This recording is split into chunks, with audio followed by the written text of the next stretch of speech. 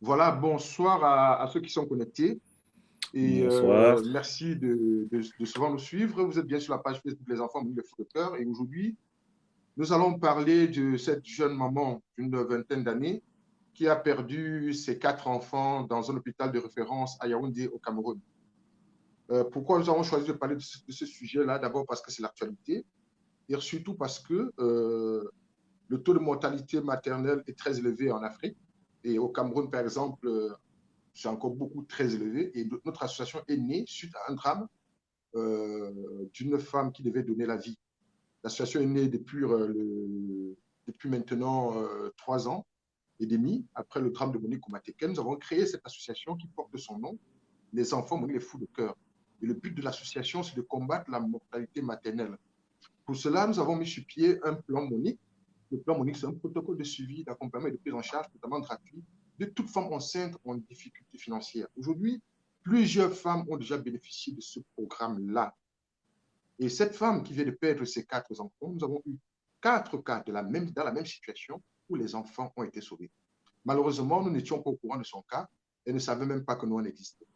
Comment est-ce que dans un pays comme le Cameroun, où on fabrique des couvreuses, 4 bébés peuvent encore perdre la vie simplement parce que les couvreuses n'étaient pas disponibles dans un centre de référence?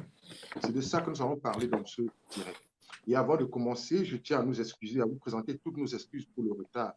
Si vous avez remarqué, pour ceux qui nous suivent habituellement, vous voyez très bien que le direct n'est pas sur le format que nous avons l'habitude de faire. On essaye aujourd'hui de faire un direct be-live. On essaie d'être un peu pro. Et bonsoir Hervé qui m'accompagne dans le direct. Bonsoir Jules. Comment vas-tu Hervé?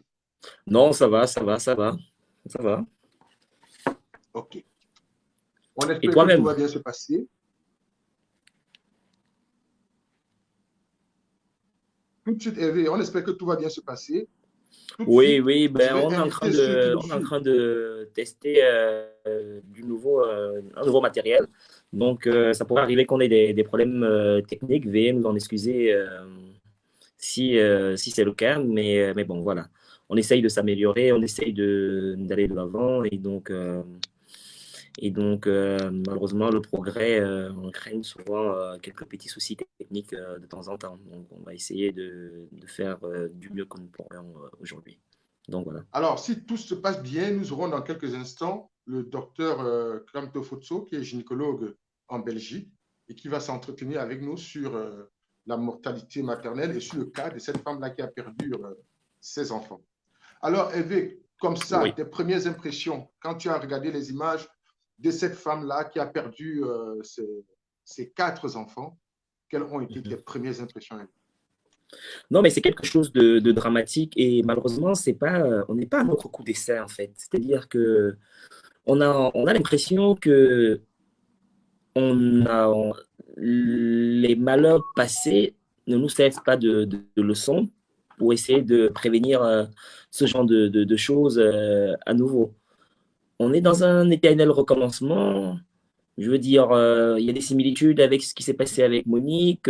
Est-ce que maintenant il y a une question qui est importante et justement, le docteur Camto, gynécologue, va essayer de nous édifier là-dessus. C'est est-ce que c'est une défaillance médicale, c'est-à-dire que c'est un problème qui est lié aux compétences des médecins ou tout ce qui va avec, ou alors c'est une défaillance du système de santé de manière globale. Voilà. Voilà ce que nous Avec voulons entendre. ton avis personnel, une femme qui vient d'accoucher 4 enfants et les 4 enfants sont morts faute de couvreuse. Je rappelle qu'au Cameroun, on fabrique des couvreuses au Cameroun. Il y a une entreprise à l'ouest Cameroun qui fabrique des couvreuses et à de très bonne qualité. Cette entreprise-là a eu des récompenses, a eu des reconnaissances internationales, mais dans un centre comme celui de Yaoundé, on parle de 4 couvreuses dans un centre de santé de référence dans une grande ville, la capitale politique du Cameroun. Alors, pour toi, ton avis personnel, c'est quoi? C'est le système de santé? C'est la femme pauvre? Pour toi, c'est quoi le problème? C'est qui le coupable dans une telle situation? Non, pour moi, c'est mon point de vue personnel. hmm, je crois que c'est le système sanitaire qui pose un réel problème parce que la pauvreté ne devrait pas être un frein au fait, ne devrait pas empêcher les gens d'avoir envie de donner la vie. Donc, ça, c'est la responsabilité, en fait, de nos dirigeants. Ce sont eux qui sont responsables, en fait, de notre système de santé et qui, ma foi, est terriblement défaillant. Quatre couvreuses dans un hôpital en pleine capitale, dans un pays de 30 millions d'habitants, ça pose réellement un problème.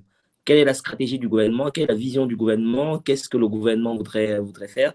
Ça, c'est des questions on devrait se poser, en fait. Mais c'est dramatique en 2020 qu'on ait encore ce genre de choses. On n'a même pas pu sauver un seul bébé, en fait. Mais quand on regarde l'histoire, on regarde tout ce qui s'est passé, il y a énormément d'erreurs, il y a énormément de soucis, il y a pas mal de défaillances. Non, c'est tragique. Mon avis personnel, c'est que c'est tragique, ça ne devrait pas arriver. Il faudrait qu'on réfléchisse pour trouver des solutions. Nous avons déjà eu à gérer des grossesses similaires et nous avons réussi à sauver ces enfants. Donc voilà, c'était pas évident. Je veux dire, il y a beaucoup de choses à dire. Il y a beaucoup de choses à dire. Mais Hervé, Oui, bon, c'est bien d'accuser, de dire que c'est le système de santé et tout. On sait que le système de santé est défaillant. Mais le peuple qui est victime de tout ça, le peuple qui subit ce système de santé, c'est quand même choquant de remarquer que le peuple qui subit tout ça ne soit pas en train de s'organiser, non? Parce qu'en fait, je rappelle que nous, dans l'association Les Enfants Brûlés les Fous de Cœur, on a déjà eu 4 cas identiques. C'est-à-dire, et une femme qui était enceinte des jumeaux qui étaient des prématurés, et une femme qui était enceinte des triplés qui étaient des prématurés, et 2 cas d'autres femmes qui devaient accoucher normalement et c'était des prématurés. Heureusement, nous, sachant que ces cas-là, il s'agissait de prématurés, on a référé ces cas-là dans un hôpital où il y avait déjà les couvreuses disponibles. Cette femme-ci n'a pas pu faire rien que des examens avant d'arriver à l'hôpital. Elle n'avait jamais fait une échographie et rien du tout. Oui, Mais ça fait Jules, 3 ans et demi que nous sommes un sur la instant. toile. Mais c'est pour ça que j'ai posé le problème sous deux angles, en fait. Est-ce que c'est un problème médical, c'est-à-dire une défaillance médicale, c'est-à-dire qui est liée à la compétence des médecins ou des sages-femmes qui ont consulté la dame? C'est pour ça que, donc ça, c'est la première question. Parce que imaginons qu'elle ait consulté un gynécologue ou des sages-femmes et qu'on aurait vu qu'elle était enceinte, décriplée, et donc voilà, et ce qui augmentait le risque en fait le risque pour qu'elle accouche avant le thème de la grossesse. Alors à ce moment-là, quand elle aurait eu peut-être des petits soucis, l'hôpital dans lequel elle est allée, on aurait dû sans doute l'orienter vers un hôpital beaucoup plus important avec beaucoup plus de couvreuses. Donc voilà, ça c'est une chose. La deuxième chose, c'est, ben voilà, imaginons, on l'aurait peut-être orienté dans un hôpital beaucoup plus grand, mais que malgré cela, il n'y a pas 4 couvreuses qui soient disponibles. Alors là, tu vois, tout le problème, il est là en fait. Tout le problème, il est là. Il y a sans doute une accumulation de plusieurs problèmes qui ont fait en sorte que, ben voilà, il y a ce Oui, drame. mais Et c'est ce que c'est nous voulons qui? analyser. Oui, Hervé, ce que j'explique, c'est Oui. que est-ce que les responsabilités ne sont pas partagées? J'aime bien ce que le professeur Alain dit souvent, que nous sommes tous, tous responsables. Pourquoi il dit que nous sommes tous responsables? Parce qu'en fait, cette femme-là, qui vient de perdre ses 4 bébés, heureusement, elle a la vie sauve, mais si on avait été au courant de son cas, si on avait suivi le cas de cette femme-là, bien sûr, on n'aurait pas fabriqué les couvreuses pour elle, mais sachant que ces bébés étaient des prématurés, je vais rappeler à ceux qui nous écoutent que on a pris en charge une femme à Bapi. Je vais essayer de l'appeler tout à l'heure pour voir si elle répond.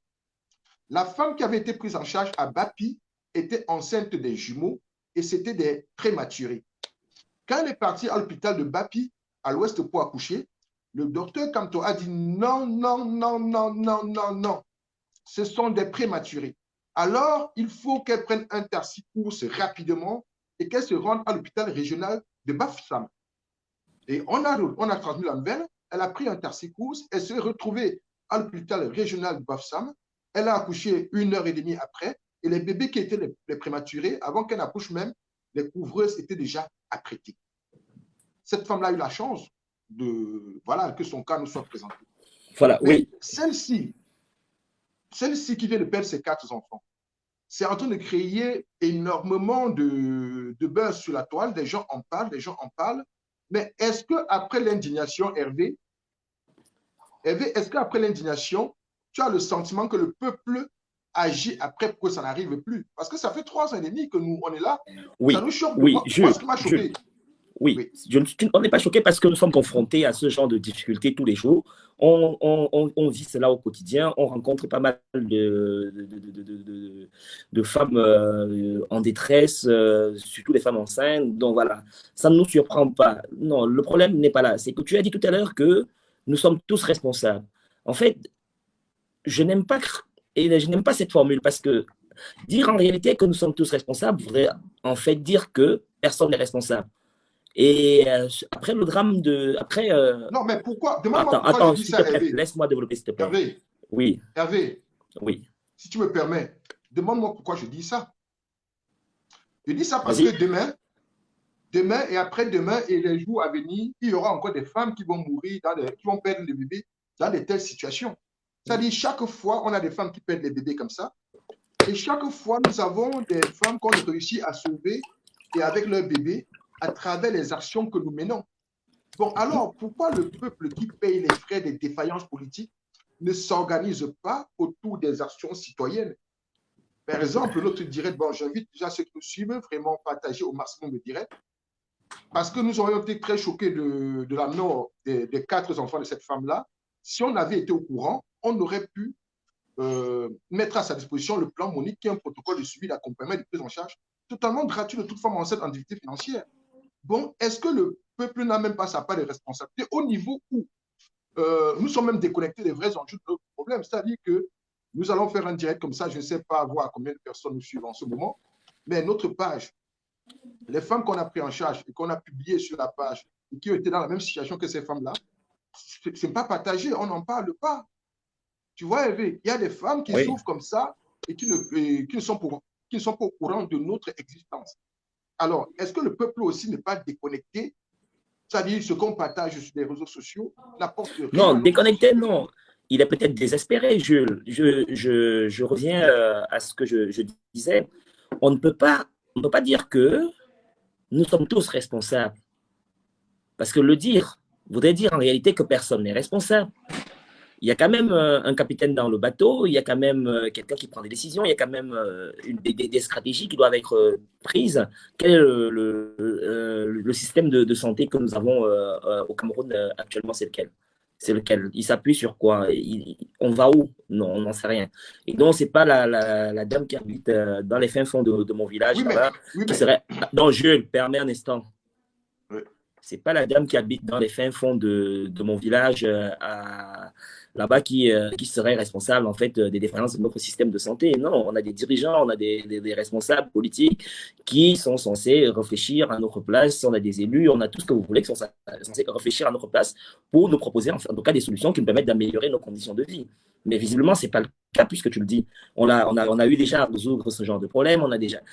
Mais il faut bien comprendre ce que je suis en train de dire. Il y a probablement eu défaillance à deux niveaux. Le premier niveau, c'est peut-être une erreur médicale, parce que, voilà, si jamais la dame est allée dans un hôpital où il n'y avait pas suffisamment de couvreuses et qu'on savait bien qu'elle avait été enceinte décrépée et qu'il y avait un risque en fait que les enfants naissent prématurément et qu'on ne l'aurait pas orienté vers un hôpital de référence, là, il y a un problème. Il y a un problème de compétence. Là. Donc voilà, encore une fois, ce n'est pas la femme qui est enceinte qui est responsable de cela, donc tout le monde ne peut pas être responsable. Tout le monde ne peut pas être responsable. Donc voilà. Deuxième chose, est-ce que dans nos hôpitaux, il y a suffisamment de couvreuses? C'est ça, toute la question, elle est là. Est-ce que il n'y a pas eu peut-être, elle a pas eu elle a peut-être pas manqué suffisamment de chance au Hervé, point que quand elle arrive à l'hôpital, qu'il n'y ait pas de couvreuse disponible. Qu'est-ce qui s'est réellement passé? Donc voilà. Oui, je bon, t'écoute, je. Hervé, Oui. j'espère que le docteur Kanto va bientôt nous rejoindre. Comme ça, on va lui poser toutes les questions techniques sur le domaine santé. Moi, je dis que le peuple a une part de responsabilité dans le sens où on sait très bien que dans nos centres de santé, on n'a pas une qualité de santé, on n'a pas, en fait, comment je peux dire ça, un système de santé qui protège les citoyens. On n'a pas un système de santé qui protège le peuple, qui protège le citoyen. On nous dit bien qu'à l'hôpital, dans un état de référence, il y a 4 couvreuses, 4, dans la capitale économique politique du pays.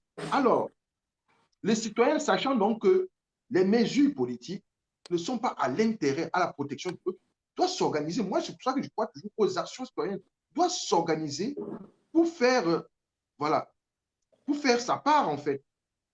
Oui, Jules, Oui, non, il y a des choses qu'on ne peut pas, il y a des responsabilités qu'on ne peut pas déléguer au peuple. Non, justement, le peuple se choisit en fait des dirigeants, justement, pour éviter à avoir à faire ce travail. Il est très difficile pour le peuple, en fait, imaginons, et puis t'imagines, dans chaque village, les gens commenceraient à s'organiser pour acheter des couvreuses, pour aller laisser dans les hôpitaux, au cas où, non, ça n'a pas de sens, ça n'a aucun sens. Non, c'est le problème, c'est la politique générale, en fait, du système de santé que nous avons qui pose réellement un problème à ce niveau-là. Donc, c'est l'État qui doit identifier quels sont les problèmes de la population, ses besoins, et dire, ben voilà, au moins, il faudrait que dans chaque zone, qu'il y ait ceci, cela, qui pourrait nous permettre de répondre à telle problématique. C'est ça, tout le problème, il est là. Tout le problème, il est là. Le peuple, il a beau avoir envie de se prendre en charge, mais il y a des choses qu'il ne peut pas faire. On ne peut pas lui demander ça. Et de plus, on ne peut pas aveugler des gens pendant tellement longtemps et après venir se plaindre du fait qu'ils ne voient pas. Non, on les a aveuglés. Le peuple, est-ce qu'ils ont été instruits? Est-ce qu'ils ont été éduqués? Est-ce qu'on voudrait qu'ils se prennent même en charge? Toute la question, elle est là. Tout est lié. Tu peux pas. Et de moi, toutes les façons, je vois plutôt le peuple, en fait, comme une victime. C'est-à-dire que tu peux pas dire que la victime est elle-même oui, le mais propre bourreau de la victime. Non, Hervé, c'est pas possible, Hervé, ça. reconnaissons une chose. Attends, j'entends très bien le fait Oui, que tu voudrais que les gens essayent de se prendre en charge le plus possible. Mais bien sûr que oui, tout le mais, monde soutient cette position. Bien sûr que les gens doivent se prendre en charge. Bien sûr que les gens doivent essayer d'aider le gouvernement au mieux. Mais il y a des grandes lignes. Je me dis non, mais là, c'est oui, pas mais en possible. attendant les grandes lignes, en Oui. attendant les grandes lignes, Hervé, on est quand même en train, tu vois, on est quand même en train de soutenir ces femmes-là qui sont en détresse, et puis on le fait avec nos moyens personnels. Le problème, c'est que, mais comment tu peux expliquer que l'information ne parte pas? C'est-à-dire, la femme n'était même pas au courant de notre existence. Pourquoi? Mais parce que justement, le peuple qui est sur les réseaux sociaux n'est pas en train de chercher la bonne information. Nous, on utilise les réseaux sociaux dans notre société, plus dans notre communauté, juste pour le Japap. Le Japap, c'est fort. Le Japap, c'est le Japap partout. Mais pourtant, demain, il y a une femme qui est en train de suivre le Japap, peut-être maintenant, qui arrivera à l'hôpital avec une grossesse, qui ne sera pas prise en charge, qui va peut-être perdre la vie avec son enfant, parce qu'aujourd'hui, elle était en train de faire le Japap. Alors qu'aujourd'hui, nous sommes ici pour dire que on a mis sur pied un plan Monique qui est un protocole de suivi, d'accompagnement et de prise en charge totalement gratuit de toute femme enceinte en difficulté financière. C'est là où je dis que le peuple a sa part de responsabilité, en fait. Parce que oui, les mesures que l'État prend, ce n'est pas bien. Qu'est-ce que le peuple fait alors pour se protéger lui-même? Alors, le peuple s'organise comme il peut. Si ils n'étaient pas organisés, vu tout le laxisme avec lequel nous sommes dirigés ici, je crois qu'ils seraient déjà tous morts. Ils font ce qu'ils peuvent. Ils se battent à leur niveau. Et ce serait bien aussi de leur reconnaître ce mérite-là, en fait. Mais encore une fois, tu peux pas faire de la victime son propre bourreau elle-même. Le peuple est victime. Il subit l'incompétence de nos dirigeants. Ça fait 40 ans que ça dure. Et voilà, la conséquence, elle est là. Elle est là. Non, tu ne peux pas venir dire que non, c'est le Non, peuple. Hervé, Attends, non, laisse-moi te répéter, s'il te plaît. Tu permets? Merci. Donc voilà, tu peux pas, non, moi je peux pas te laisser en fait accuser le peuple tout le temps. Non, non, ça c'est pas possible. Il y a quand même l'État a quand même un rôle. C'est son rôle en fait, c'est son travail. Il doit le faire. On n'est pas connu. Hélas, malheureusement, parce que voilà, nous sommes une jeune association. On commence à peine, voilà, encore heureux qu'il y a même Facebook aujourd'hui. La plupart des personnes que nous aidons, en général, c'est via Facebook. Tu t'imagines que Mark Zuckerberg n'aurait pas créé Facebook? Combien de personnes on aurait aidé? Combien de personnes? voilà, l'information est difficile. Quand, voilà. Pourquoi est-ce que sur les chaînes de télé au Cameroun, on ne parle pas d'association des enfants de Monique matin, midi, soir et tous les jours? C'est pas non plus la responsabilité du peuple, en fait. Non, voilà, l'information n'arrive pas où elle devrait malheureusement arriver, mais ça, c'est pas à cause du peuple, c'est pas de la faute du peuple, puisque le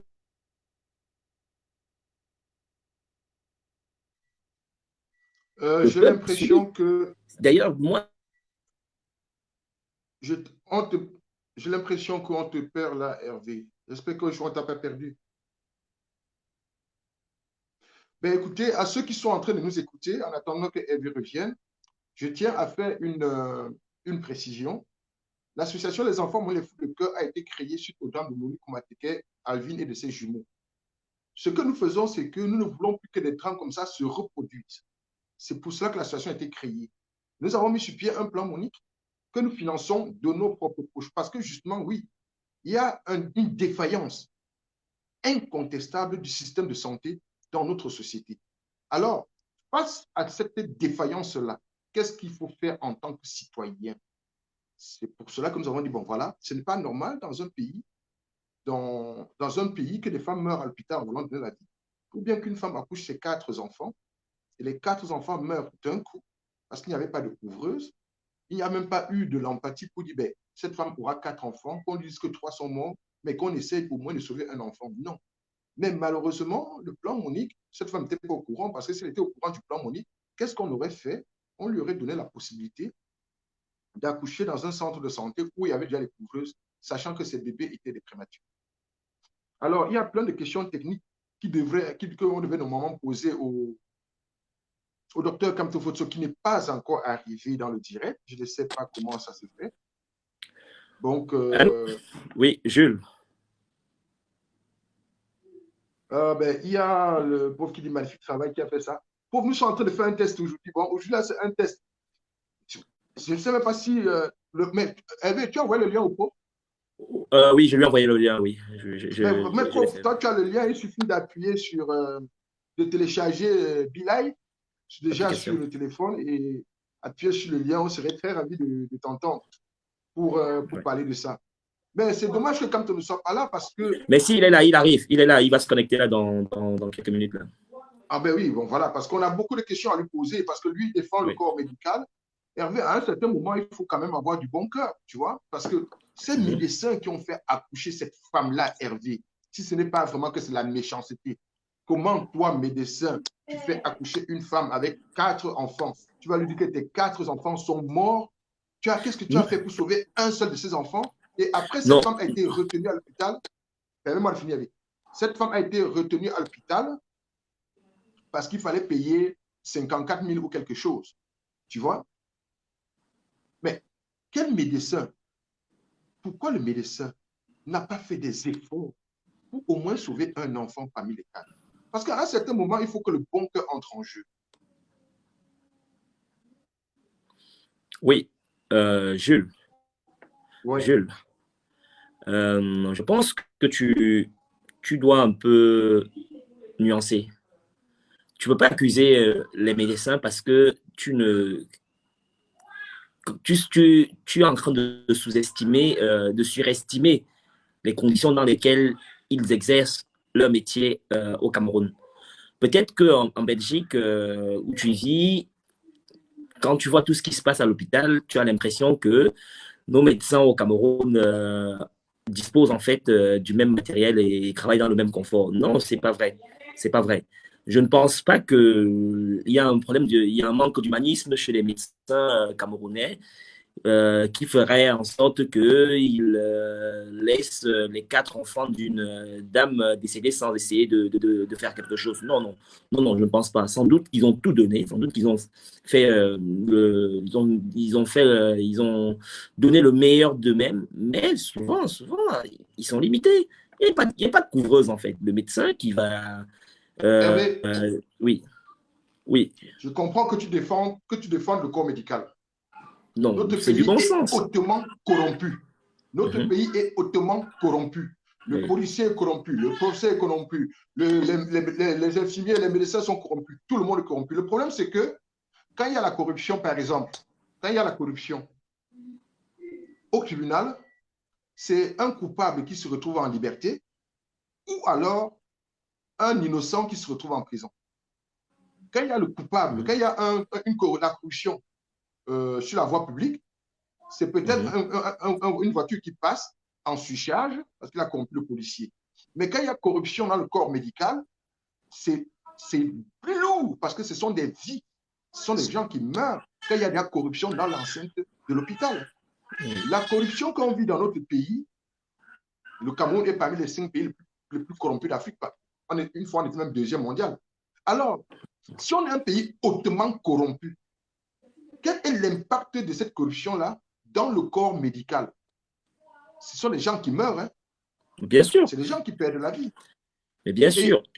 Alors, et c'est là où je dis, les médecins aussi, je ne veux pas accuser les médecins parce qu'il faut aussi voir qu'est-ce qu'ils ont comme salaire. Des fois, les gars n'ont même pas de choix. Parce que voir un médecin qui doit raqueter pour finir la fin du mois, c'est inadmissible. Bon, quand on regarde le salaire des médecins, ça fait vraiment pitié. On peut comprendre qu'avec des salaires indécents, ça favorise la corruption. Mais je veux dire que l'empathie, le bon cœur, à un moment, doit entrer en action, doit entrer en jeu. Tu vois un peu? C'est-à-dire, à un certain moment, on se dit, ben, il s'agit des vies humaines, quoi. Tu vois? Oui, mais Jules, je ne pense pas que nos médecins souffrent d'un manque d'empathie. Ils souffraient beaucoup plus, ils souffraient sans doute plus d'un manque de matériel.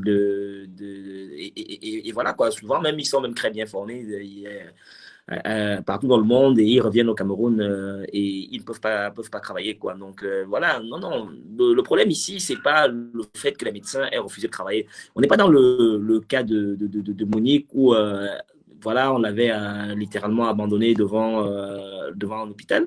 Mais ici, on a essayé de récupérer les enfants, mais le temps de les transporter d'un point A pour un point B, où on espérait avoir des couvreuses, ils sont décédés entre-temps.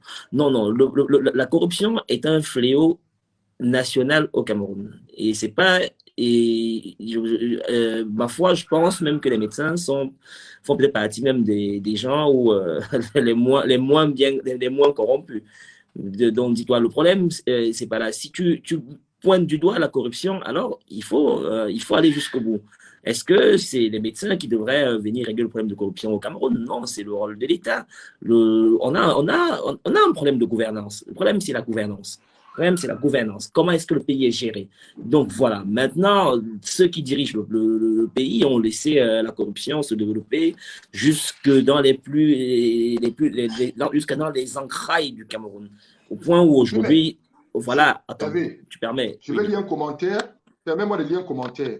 Toi, tu es calé là-dessus. Le problème, c'est comment le pays est géré. Ah, voilà le docteur Kamte qui est avec nous. Comment est-ce que Je vois que le docteur Kamte est en train d'arriver. Il est avec nous.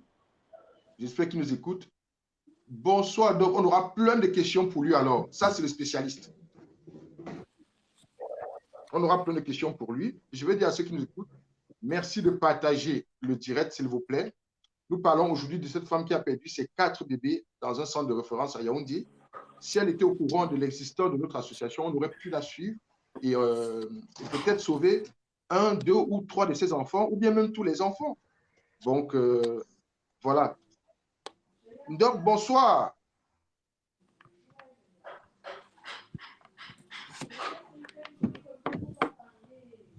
Est-ce que le docteur Kamto nous écoute?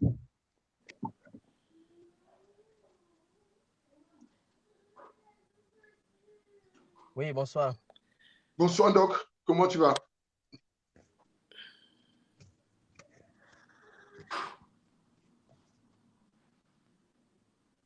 Tu nous écoutes là? Tu m'écoutes, Ça va Doc? bien, merci. J'ai eu un peu de difficulté à me connecter parce que vous changez de technologie tout le temps. Et comme on n'a pas testé avant, j'ai eu un peu de mal parce que je n'ai jamais utilisé BeLive. Mais là, maintenant, j'ai pu me connecter. Ok, ça va, super. Maintenant, on t'attendait, on a plein de questions pour toi. Merci de nous avoir rejoints. Je rappelle que Hervé, avec qui j'ai fait le direct, est membre de l'association Les Enfants les Fous de Cœur. Docteur Kamto, qui vient de nous rejoindre, est le gynécologue de référence de l'association des enfants Monique des Fous de Cœur. Alors, Doc, tes premières impressions sur le drame de cette femme qui a perdu ses 4 enfants. Toi, en tant que médecin gynécologue, quand tu as regardé ça sur la toile, quels ont été tes sentiments personnels?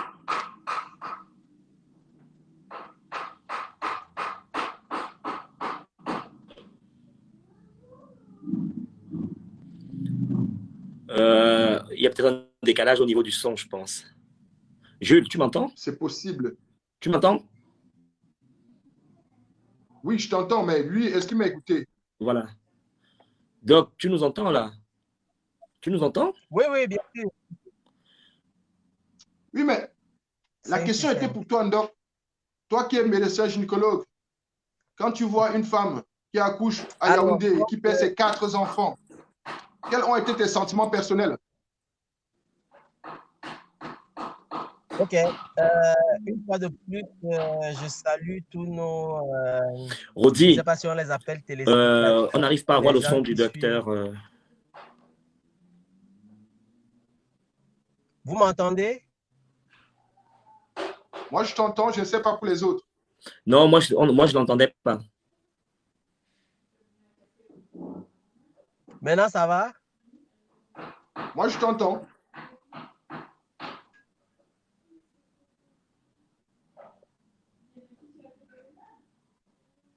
Vous m'entendez maintenant? Moi, je t'entends. Je veux demander à ceux qui nous suivent en direct, est-ce que vous écoutez le docteur Campto, s'il vous plaît? Si vous l'écoutez, faites-nous un petit commentaire. Cette femme, moi, je ne l'entendais pas. Maintenant, ça va? Est-ce que tu entends maintenant? Oui. Moi, je t'entends. Voilà.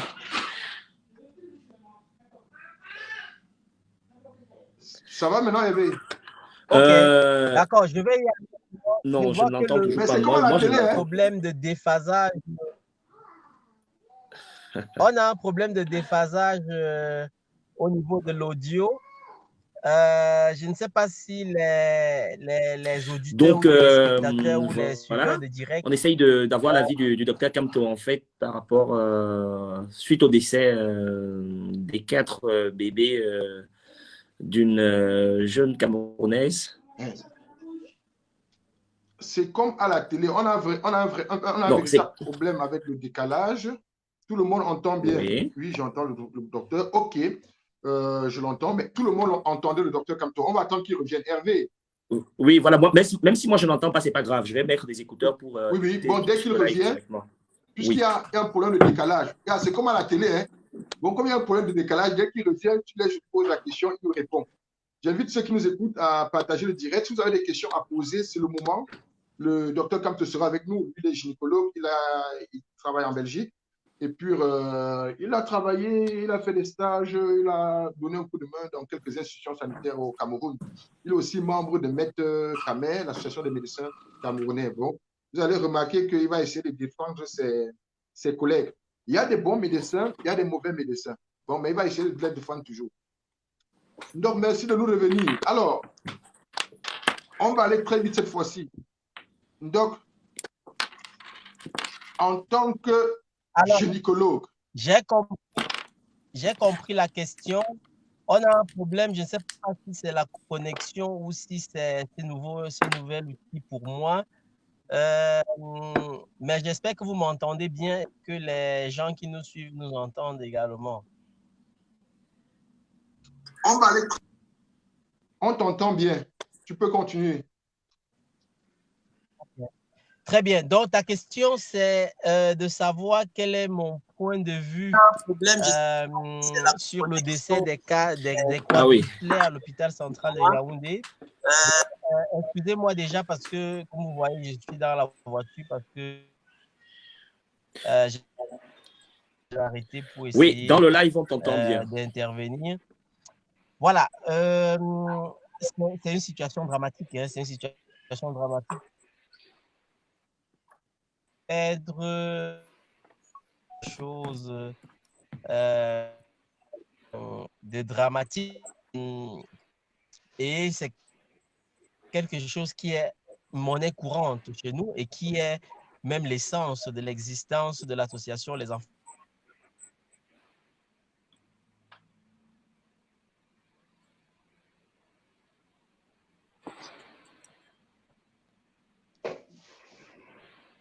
Euh,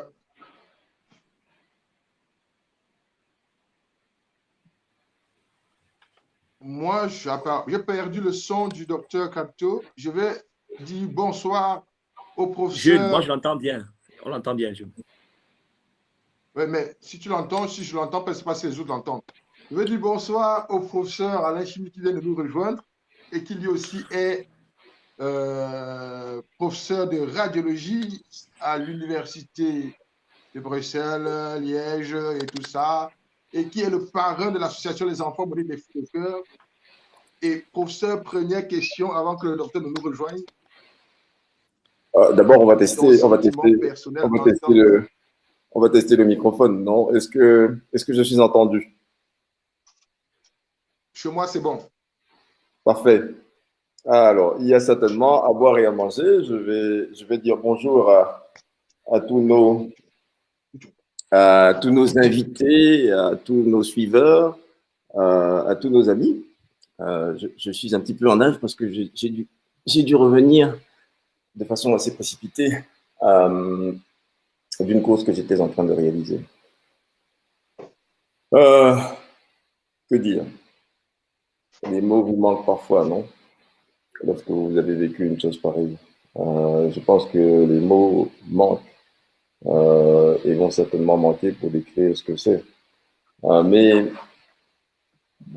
j'espère, j'espère du fond du cœur que ce sera l'occasion pour des uns et des autres, des unes et des autres, de commencer une aventure aussi intéressante que celle que les enfants Monique ont commencé il y a quelques années d'ici, parce que, comme vous le savez, c'est de drames similaires que naissent les circonstances qui sont nécessaires pour une prise de conscience et pour une action citoyenne. C'est dramatique pour cette famille, c'est dramatique pour ces enfants, leurs parents.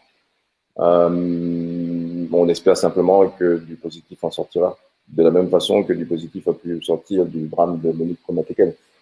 Alors, je suis médecin, je vais pas parler des aspects médicaux. Je vais laisser mon collègue, le docteur Camto, en parler parce que c'est son domaine. Disons que je suis plutôt dans les aspects philosophiques et logistiques. Il y a des choses qui auraient pu être mieux faites, bien entendu. Quand on perd quatre bébés, c'est que quelque chose n'a pas fonctionné. Et on peut regarder de façon très objective ce qui n'a pas fonctionné. Mais je vais laisser d'abord mon collègue parler de cela. J'aurai certainement moi aussi des questions pour lui, puisque vous en avez fait le défenseur de la cause médicale. Je vais pour le moment m'écarter de la cause médicale et contempler les choses avec la plus grande des objectivités et voir un petit peu où ça n'a pas fonctionné.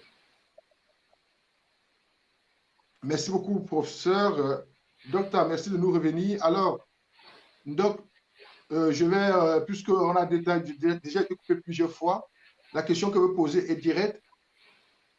Comment est-ce que tes collègues, les gynécologues, font accoucher une femme de 4 bébés et ne réussissent même pas à sauver un seul, manque de couveuse? Est-ce qu'il n'y a pas eu un manque d'empathie de la part du médecin pour se dire, mais cette femme doit comprendre que les 4 bébés sont morts, je vais me battre pour essayer de sauver même un seul enfant? Comment est-ce qu'il y a eu un manque d'empathie? Est-ce qu'il n'y a pas eu un manque d'empathie quand même de la part de ces médecins? Alors, j'espère que vous m'entendez maintenant.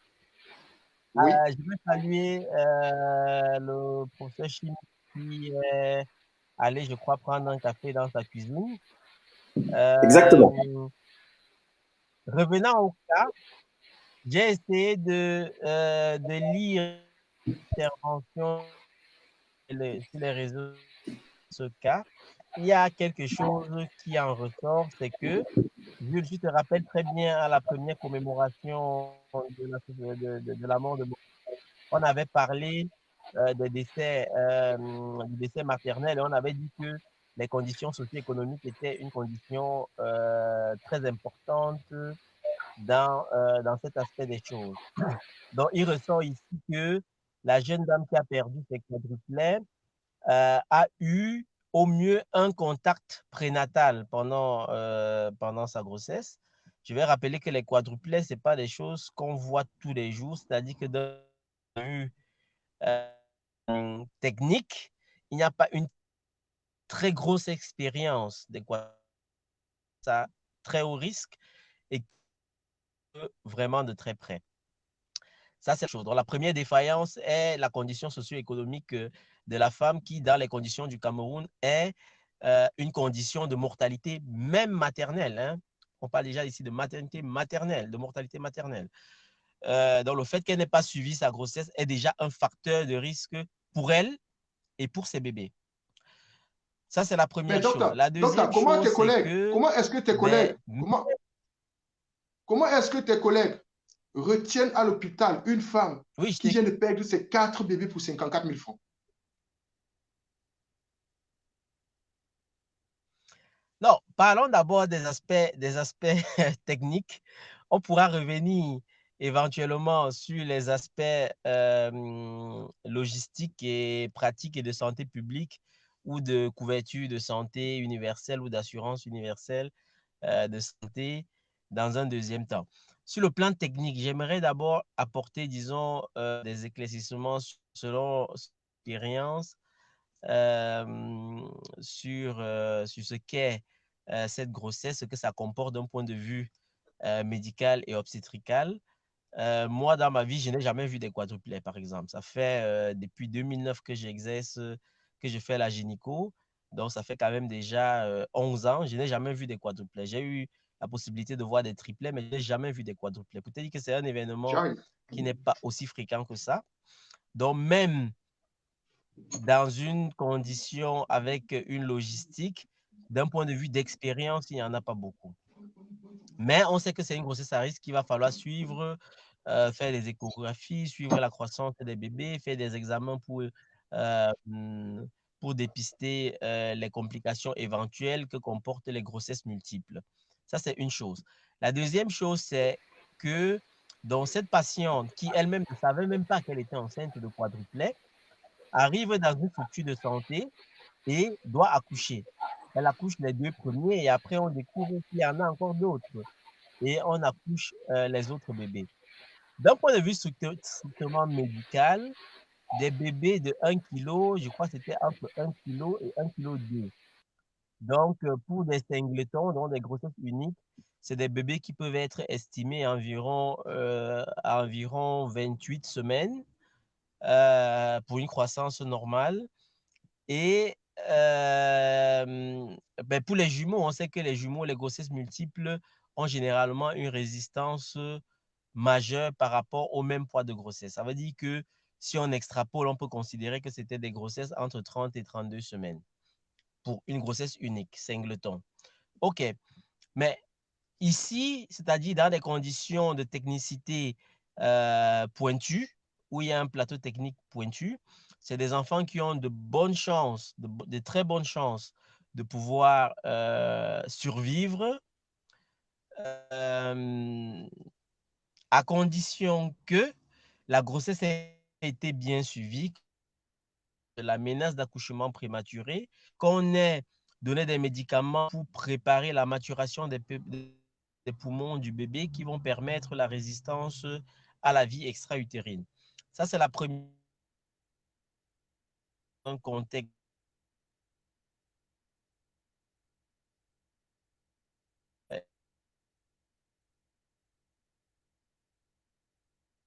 Je vois qu'on est en train de reperdre à nouveau le son du docteur Kamto. Je vais me retourner vers le prof qui est avec nous. En attendant que le docteur Kamto… Ce que mon collègue, le docteur Kamto, disait était très intéressant. Et… un macrosome. Ah, on l'a retrouvé, je pense. Donc, vous m'entendez? On t'a perdu un petit instant. Vous m'entendez? Oui. Maintenant, oui. OK. Donc, je dis, moi je ne me vois plus. Je ne sais pas si vous me voyez, mais je ne me vois plus sur l'écran. Mais si vous m'entendez, c'est bon, je vais continuer. Continue. On ne te voit pas, mais continue.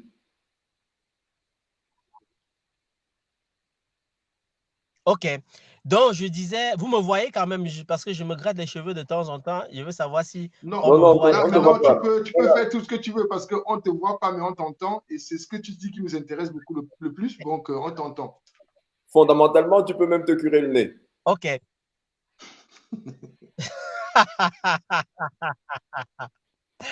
OK.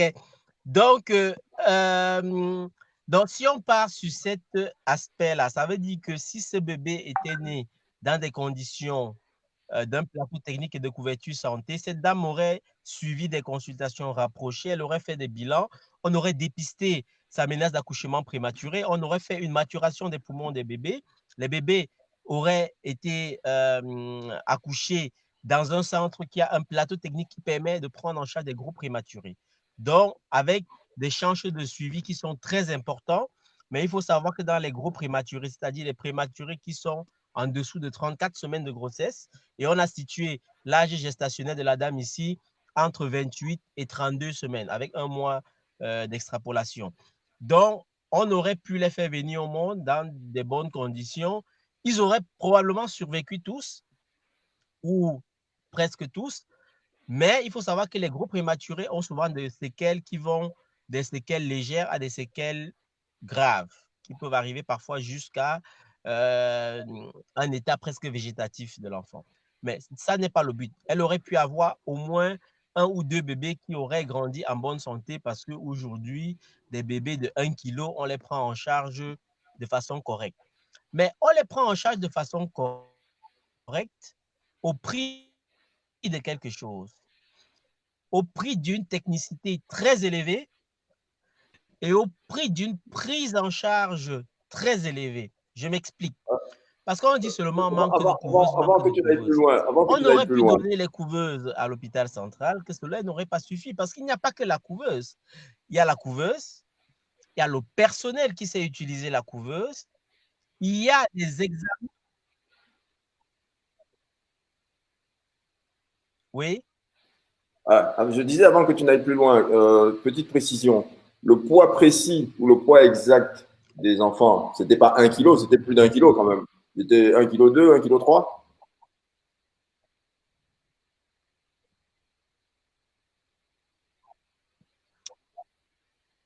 Ça varie entre 1,80 kg, d'après ce que j'ai lu sur les réseaux, je n'ai pas le dossier médical de la patiente, ça varie entre 1,80 kg, un truc de ce genre, et 1,230 kg, je crois, des 4 bébés. OK. Les garçons étant un peu plus gros. Et c'est très bien de préciser ça, prof, parce que à cet âge de grossesse, 1 kg et 1,2 kg, ce n'est pas du tout la même chose. Mais on sait également que c'était les garçons qui étaient plus grands et que les garçons sont généralement un peu plus grands en termes de poids par rapport aux filles. Donc ça, voilà, grosso modo, en termes de jumeaux quadruplets, ça ne change pas grand-chose parce qu'on sait que les garçons sont les plus gros, généralement, mais sont également les moins résistants. Donc, ça veut dire que ça les met tous plus ou moins au même niveau de résistance en termes de capacité de récupération en tant que prématuré. OK. On était arrivé au point où tu nous parlais des implications, des implications financières de cette histoire. Continue, s'il te plaît. Jules, tu vas m'interroger après. Donc, ce n'est pas les implications, enfin, oui, c'est en quelque sorte les implications financières. C'est pour dire que ces bébés, s'ils étaient arrivés dans une société où on a, un, la technicité, deux, la couverture sociale et un État qui prend en charge, on aurait pu, de ces bébés, sauver presque tous ou tous, et on aurait pu avoir de ceux-là quelques-uns qui auraient eu des séquelles de modérées à majeures, et quelques-uns qui auraient pu survivre de façon tout à fait correcte. J'ai eu des bébés singletons qui sont nés à 24, à 25 ou à 26 semaines, qui sont très bien, comme j'ai également des bébés qui sont nés à 28 semaines, qui ont des séquelles qui sont de modérées à graves. Donc, c'est quelque chose qui est un peu aléatoire et qui peut dépendre d'un individu à l'autre, parce que si nous trois ici, dans cette interview, si on nous met tous la tête dans l'eau, moi, par exemple, qui ne sais pas nager et qui n'a pas une bonne capacité pulmonaire, je serais le premier à mourir après 5 secondes, alors que le prof qui est un gros nageur pourra résister pendant 5 minutes. Donc, c'est quelque chose qui est intrinsèque à chaque individu. La résistance dans ces conditions extrêmes de prématurité. Ça, c'est quelque chose, voilà, qu'on ne peut pas dire, mais on aurait fort probablement, si on essaie de regarder les statistiques, pouvoir dire qu'elle aurait pu avoir au moins un bébé qui allait grandir en bonne santé, probablement tous ces bébés vivants, probablement quelques-uns morts, ou probablement quelques-uns avaient des séquelles de modéré à grave. Dans tous les cas, on ne serait pas arrivé à une situation catastrophique comme celle qu'on a vécue à l'hôpital central. Et je disais donc que cela implique donc la présence d'un certain plateau technique. Par exemple, moi, je travaille dans une maternité, une petite maternité qui fait l'accouchement par an.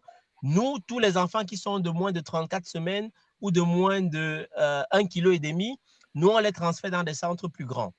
Parce qu'on a la capacité de pouvoir dépister cela et de pouvoir transférer les enfants à un moment adéquat pour qu'ils accouchent dans les conditions qui leur permettent une prise en charge adéquate. Donc ça, c'est déjà pour planter un peu le décor et essayer de faire comprendre que dès le départ, déjà, tout était faussé parce que cette dame n'a pas eu un suivi prénatal correct. Et même si elle avait eu un suivi prénatal correct, elle aurait pu accoucher dans un centre au Cameroun de haute catégorie, même si elle avait eu tous les moyens pour pouvoir les payer.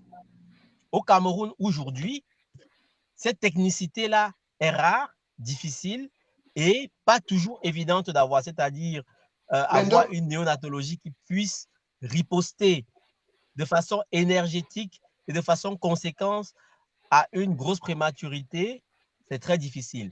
Ou c'est un enfant qui a de grosses capacités de résistance et déjà il part très bien, ou c'est un enfant qui a besoin d'une très grosse assistance et d'un suivi très proche et rapproché, et alors il a très peu de chance dans le contexte camerounais actuel. Maintenant, tu te souviens, merci beaucoup pour ces précisions-là, mais ce que je vais dire, la question c'est ça pour le prof et pour ceux qui nous écoutent. L'action citoyenne est fondamentale. C'est très important et très indispensable. Je sais que le prof va dire oui, c'est insuffisant, mais ça sauve des vies. Et je remercie ceux qui nous soutiennent. Je rappelle que nous avons eu un cas similaire d'une femme qui a été prise en charge à Bapi. Et docteur Kamto, tu dois bien te rappeler de cette femme-là qui devait donner naissance au prématuré, mais vu qu'à Bapi, il n'y avait pas de couvreuse, tu as demandé à cette femme-là, tu as demandé qu'on la transfère immédiatement à l'hôpital régional de Bafoussam. Tu te rappelles de ce cas-là, non? Effectivement, c'est ça le rôle des consultations prénatales. La consultation prénatale n'est pas seulement un moment où on va rencontrer le médecin pour dire que ça ne va pas bien avec son mari ou autre chose. C'est un moment où le rôle, le but est justement de pouvoir dire, ça c'est une grossesse normale, on peut la mettre dans la forêt, elle va coucher toute seule, rien ne va se passer, ou alors très peu de choses peuvent se passer. Ouais, et on dit ça c'est une grossesse à risque, celle-là, il faut qu'elle accouche dans des conditions où on peut faire une prise en charge, ou de la maman parce qu'elle a des risques de complications maternelles, ou des bébés parce qu'ils ont des risques de complications néonatales. Et c'est ça le rôle, et c'est ça que nous faisons tous les jours avec les enfants Monique, c'est de pouvoir dire, c'est pas la seule que j'ai dit à connaissance de dossier, de dire que cette dame ne doit pas accoucher dans ce village-là parce qu'il n'y a pas les structures pour pouvoir prendre en charge. C'était des jumeaux, je me rappelle bien. Et elle a accouché à l'hôpital régional de Bafoussam. Il y a un plateau technique minimum, elle était à terme et ses bébés vont bien. C'est la même chose quand on a parfois des complications maternelles et que les dames sont suivies dans un centre de santé du quartier. Quand je m'imprègne du dossier, je dis non, cette dame doit accoucher ou à l'hôpital central ou à l'hôpital gynéco de Yaoundé. Parce que par rapport à ce centre-là, ils n'ont pas les structures pour pouvoir prendre en charge de façon minimale une complication maternelle. Et on sait que dans ces situations-là, c'est le but des consultations prénatales, dépister les risques de complications et pouvoir faire accoucher les mamans dans les conditions minimales de sécurité. Ender, merci beaucoup parce que grâce au suivi de grossesse qu'on avait fait à cette femme-là, toi, voyant que c'était des prématurés, on l'a directement orienté dans un hôpital qui avait le plateau technique qui avait au moins des couvreuses.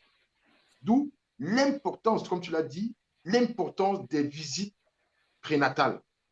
Malheureusement, c'est un coût que les femmes n'arrivent pas à payer prof, je vais laisser le professeur réagir parce que, prof, nous sommes d'accord que le gouvernement ne met pas tout ce qu'il faut à la disposition de ce peuple qui en a besoin, ou bien pas assez, et le peuple, il subit et il paye des frais. Et on a mis sur pied cette organisation qui limite chaque jour un peu plus le dégât. Et nous pensons que si nous sommes des millions et des millions à faire la même chose, ça va encore multiplier davantage des vies qu'on serait en train de sauver.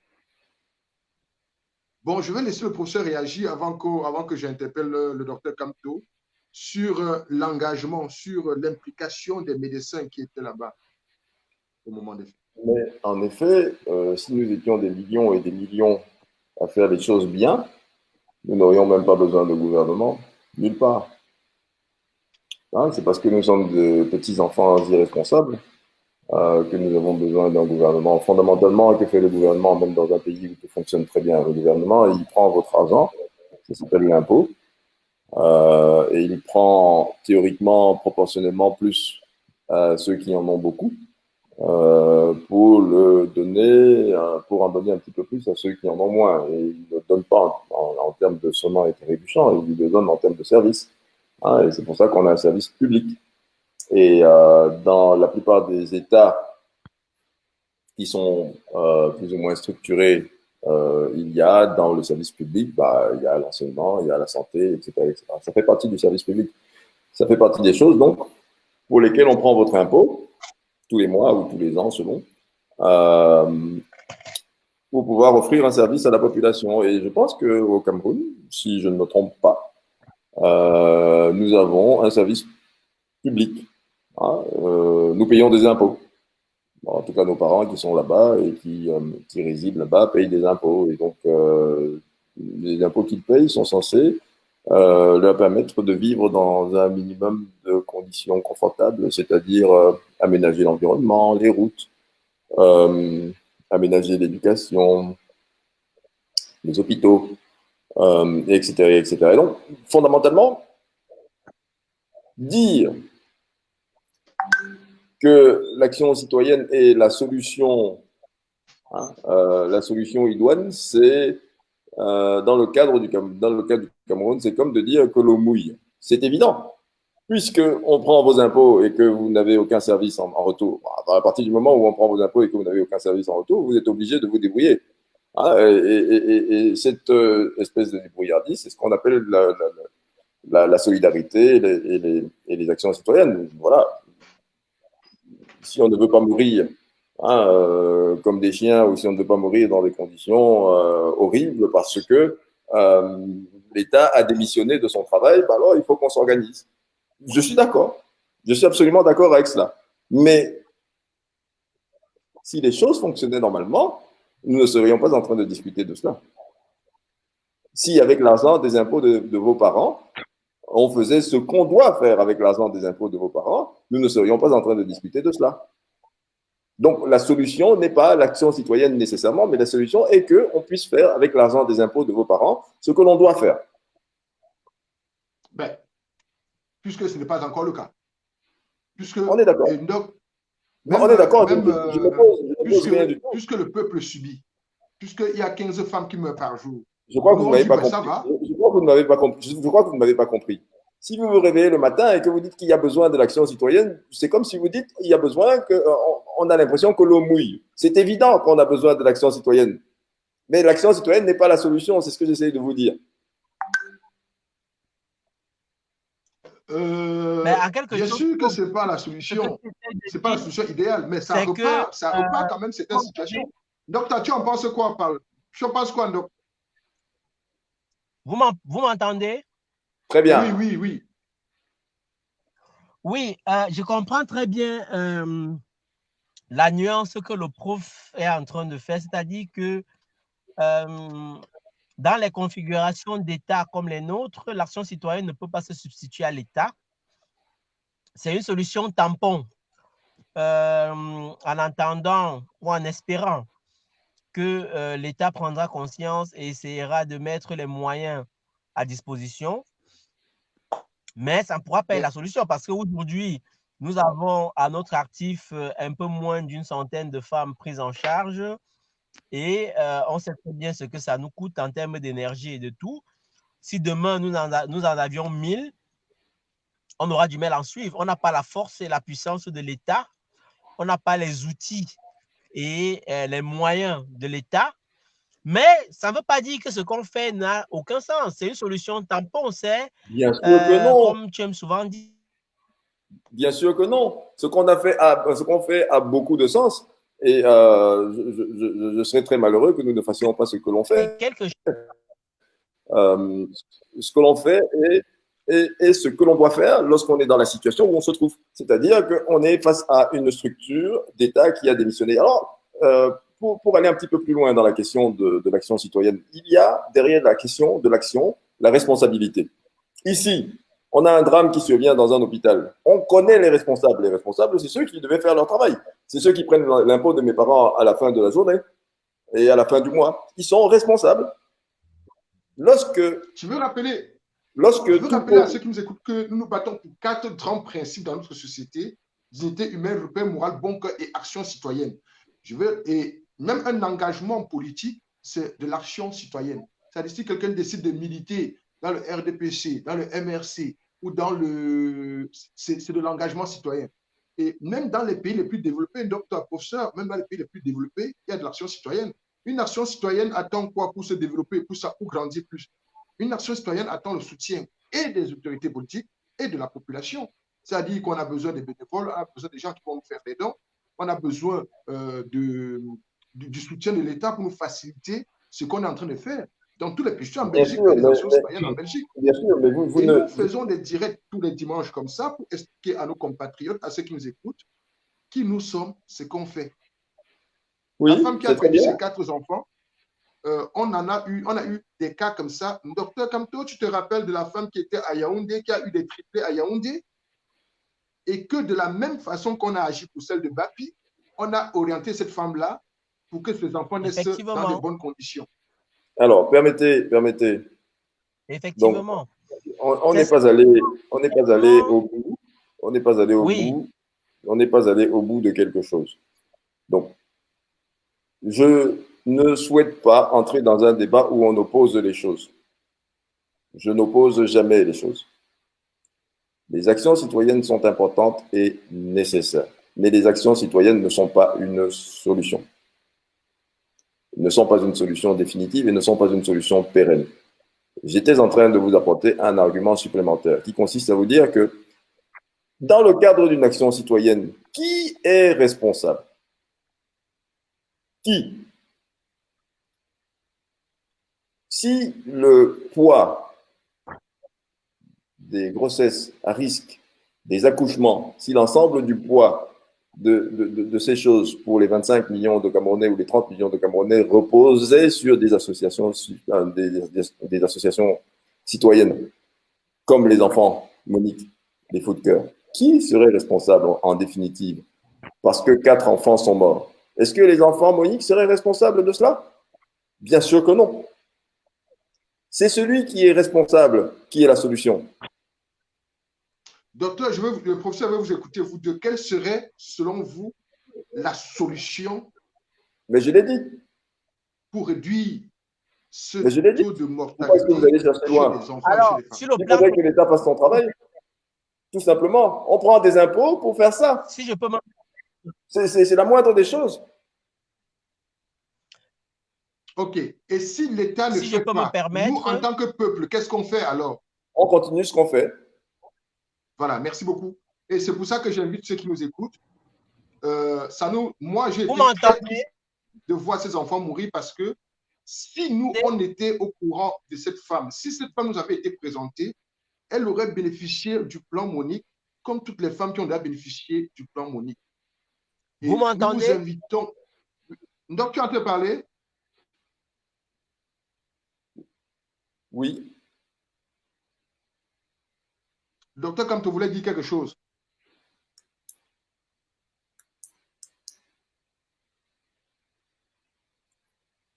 Je pense qu'on l'a perdu.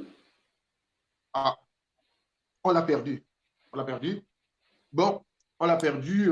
J'étais en train de dire que l'association des enfants Monique, c'est ça qui nous indigne parce que si le cas de cette femme-là, de cette femme, nous avait été présenté, elle aurait ses bébés en vie aujourd'hui. Plusieurs cas comme ça nous ont été présentés. J'en ai cité 2 ici. C'est présomptueux de le dire. C'est présomptueux de le dire et c'est ce que le docteur Camto essayait de vous faire entendre tout à l'heure. Vous êtes présomptueux de le dire. Je pense que c'est possible. Hein. Donc, que les enfants furent en vie aujourd'hui, dans ce cas-là, c'est une possibilité, mais c'est également une possibilité que les enfants ne soient pas en vie. Professeur, je suis en train d'appeler celle des trouches. C'est celle des jumeaux prématurés. C'est elle que j'appelle là, en fait. J'ai bien entendu ce que vous êtes en train de me dire. Le problème est une question d'approche scientifique. Vous n'avez pas une approche scientifique. Le médecin, il a une approche scientifique. Le médecin, il dit, probablement, quelque chose de bien serait arrivé. Hein, probablement, il y aurait eu des survivants. Mais il ne dit pas tout aurait bien été, parce que c'est une approche scientifique. Vous n'avez pas une approche scientifique, vous avez une approche émotionnelle. Non. Donc, pourquoi? Parce que le citoyen lambda,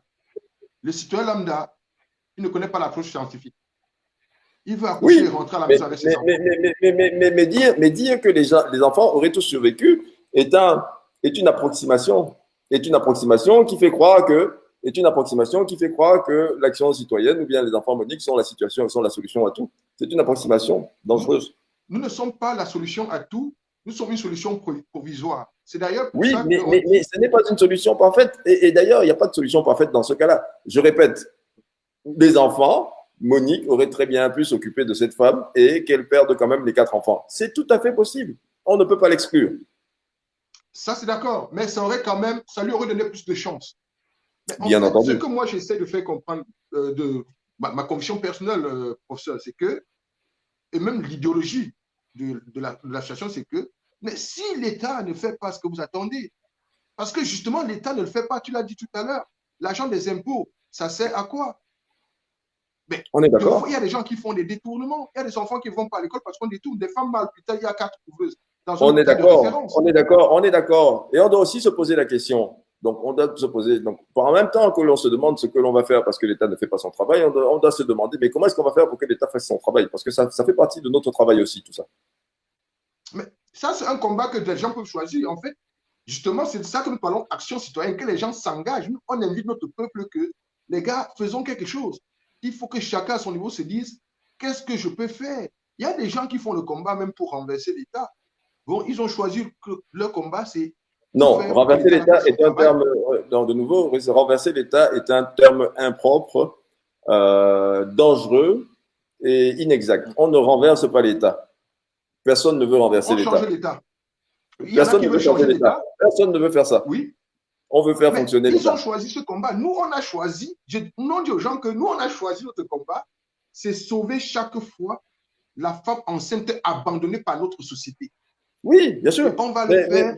Mais tant que l'État permettra que ça arrive, les enfants Monique seront nécessaires. Le jour où l'État fonctionnera mieux et que ce ne sera plus possible que ceci arrive, eh ben, les enfants Monique n'auront plus aucune raison d'être. C'est même ce que nous souhaitons. Tout à fait. Et ça, c'est un souhait dans lequel je vous rejoins. C'est ce que nous souhaitons. Il y a quelqu'un qui... Ça sonne où? Oh, mais non. Parce que, voyez-vous, c'est dommage qu'on ait perdu le docteur Camto. Il allait nous parler, du travail médical. Voilà, on a perdu le docteur Camto. À ceux qui nous écoutent, professeur, qu'est-ce que ça vous fait de voir qu'une association comme les enfants Monique les Fous de Cœur, maintenant, oui, qui aurait peut-être limité les dégâts chez cette femme-là, ne soit pas suffisamment connue pour avoir la possibilité de sauver plus de vies encore, ou soutenir plus de personnes encore, ou bien même pour attirer l'attention de l'État? Parce que moi, quand j'ai vu le drame de cette femme, ce qui m'a choqué, c'est que je me suis dit, oh, si cette femme avait entendu parler de nous, moi, j'entends le docteur Camto. On aurait tout fait pour lui limiter ces dégâts-là. J'entends le docteur Camto. Bon, et puis c'est haché. Bon, alors, pour répondre à ta question, Jules. Je ne suis pas le professeur. Pourquoi j'ai perdu le prof?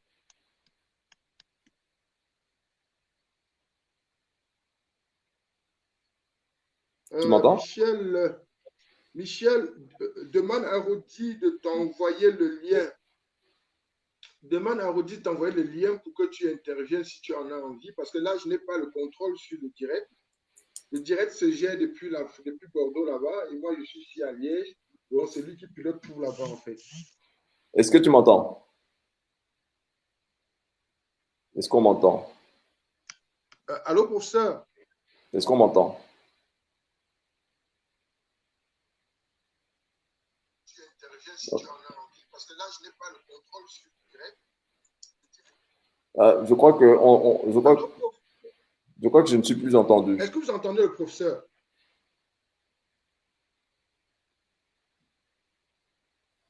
Professeur, moi, je ne t'entends plus là. Ok, ben je vais me déconnecter et me reconnecter.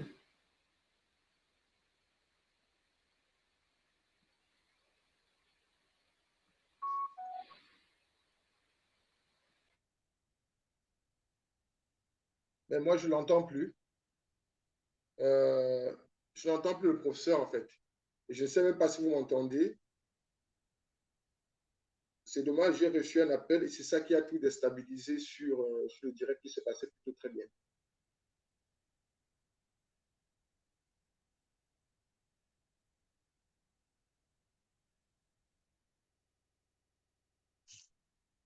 Euh, oh là là. Est-ce que vous m'entendez là? Michel, oh là là là là là là. Bon, écoutez,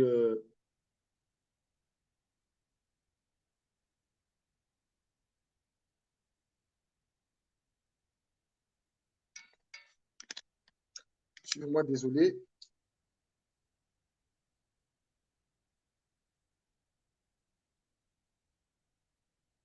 La fesse est compliquée, hein?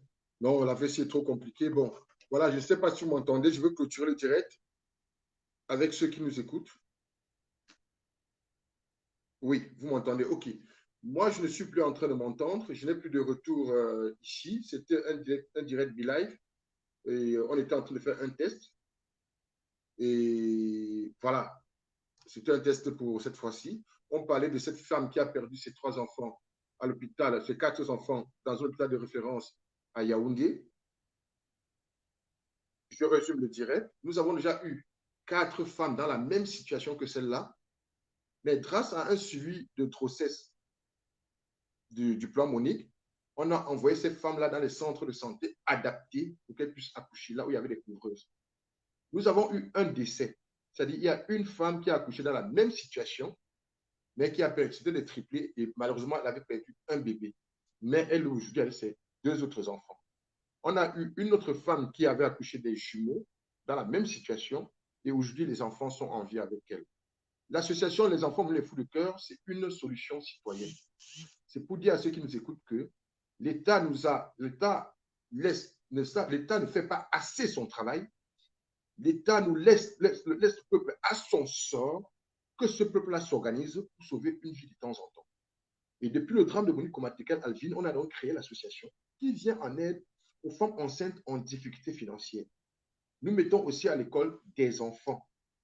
Pourquoi? Parce que 63% des femmes victimes de décès maternels sont sous-instruites. Bon, la sous-instruction est liée au problème de la mortalité maternelle. Nous nous battons pour la couverture sociale, des suivis de grossesse, de l'accouchement et de l'éducation. Nous remercions infiniment ceux-là qui croient en nous, qui nous font confiance et puis qui nous soutiennent pour qu'on puisse continuer à faire ce qu'on est en train de faire.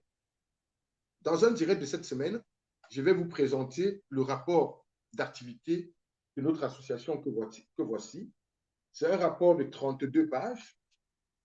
Tous ceux qui ont déjà soutenu l'association des enfants Monique Fous de Cœur ont reçu ce rapport par mail. Si vous ne l'avez pas reçu par mail, demandez-le pour que le rapport vous soit envoyé par mail. Ce rapport est aussi téléchargeable. Vous pouvez télécharger ce rapport sur la page Facebook ou sur notre site Internet. Vous pouvez télécharger gratuitement ce rapport sur notre site Internet, lesfousdecoeur.org, www.lesfousdecoeur.org. Nous tenons à ce que ceux-là qui reçoivent, qui nous soutiennent, qui nous donnent la possibilité d'aider une ou deux personnes, reçoivent en fin d'année un rapport financier et un rapport d'activité de ce que nous on a reçu, ce qu'on en a fait et comment on a utilisé cet argent. Parce que ce n'est que comme ça qu'on doit arriver à pérenniser ce qu'on est en train de faire et étendre ce qu'on est en train de faire. Pour ne pas être comme plusieurs associations qui, qui se cachent derrière une action humanitaire pour pouvoir même se servir de la misère de notre peuple, de la misère de ceux qui souffrent. Donc, voilà, nous voulons être une solution pour ceux-là qui veulent agir et ne savent pas comment agir. Vous voulez agir, vous voulez soutenir une femme, vous voulez soutenir un enfant, vous ne savez pas comment faire. Nous avons mis à votre disposition cette association. Les portes sont ouvertes. Si vous voulez adhérer, les portes sont ouvertes. Si vous voulez nous faire un don, c'est la bienvenue. Notre peuple meurt, notre peuple périt, faute de connaissances. Cette maman-là ne sait pas que nous on existe. Visitez notre page Facebook Les Enfants Menés au Feu de Cœur. Partagez nos publications. Parlez de nous autour de vous. Nous avons besoin d'être connus, nous avons besoin de soutien, nous avons besoin d'avoir plus de femmes à prendre en charge. Actuellement, on a de l'argent en caisse qui aurait pu aider cette femme-là. On aurait pu faire comment l'orienter dans une structure où il y avait déjà les couvreuses, sachant qu'elle devait accoucher des prématurés. Mais elle ne savait même pas que c'était prématuré parce qu'elle n'a jamais fait une échographie. Pourtant, quand nous, on prend une femme en charge, la première des choses, ce qu'on fait, c'est quoi? Le plan Monique, c'est quoi? 3 visites chez une sage-femme qualifiée, 2 visites chez un gynécologue, des examens sanguins et urinaires, 2 échographies et une prise en charge en cas de complications pendant la grossesse ou à l'accouchement. Il suffit d'être une personne indigente pour bénéficier du plan Monique. C'est tout. Et ce plan Monique a déjà bénéficié après de 80 femmes. Il y a déjà une soixantaine de bébés qui sont nés grâce au plan Monique. Mais les gens n'ont pas d'informations. Nous ne sommes pas suffisamment connus. On voudrait être connus pour pouvoir sauver le plus de vies possible. Donc, voilà. Puisque je n'ai pas de retour, il y a eu un coup de fil qui malheureusement a coupé mon son. Il ne me reste plus qu'à vous souhaiter une bonne semaine et vous dire rendez-vous en semaine ou le dimanche prochain. Donc, merci à tous ceux qui nous ont suivis. Il n'y aura pas de musique de fond. Hein. Bon, on a peut-être testé du live. Donc, on va continuer à faire des tests pour vous faire des directs de plus bonne qualité et pour vous offrir encore des débats comme celui-ci de temps en temps. Alors, est-ce que Rodi est là? Je vois qu'il y a une question.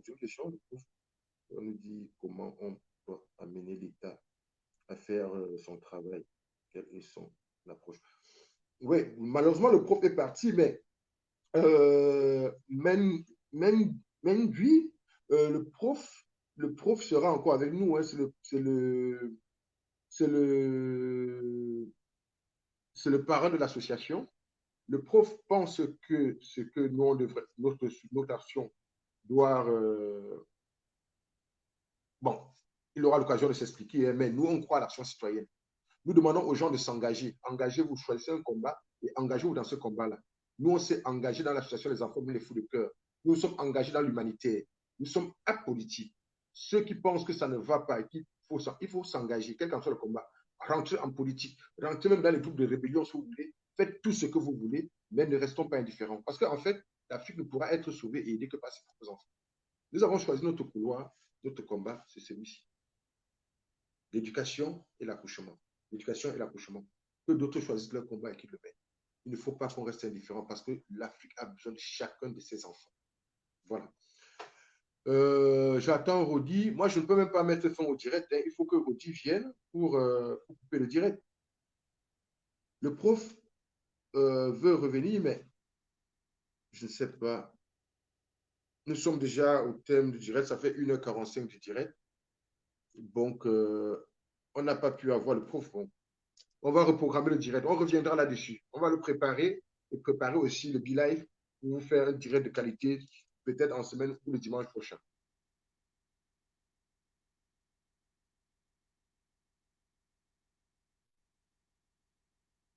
Voilà. Rodi, est-ce que tu peux déjà le direct, s'il te plaît? Je ne m'écoute même pas. Je ne sais même pas si les gens m'écoutent. Je parle là, je ne m'écoute pas. Ça fait vraiment bizarre. Merci à ceux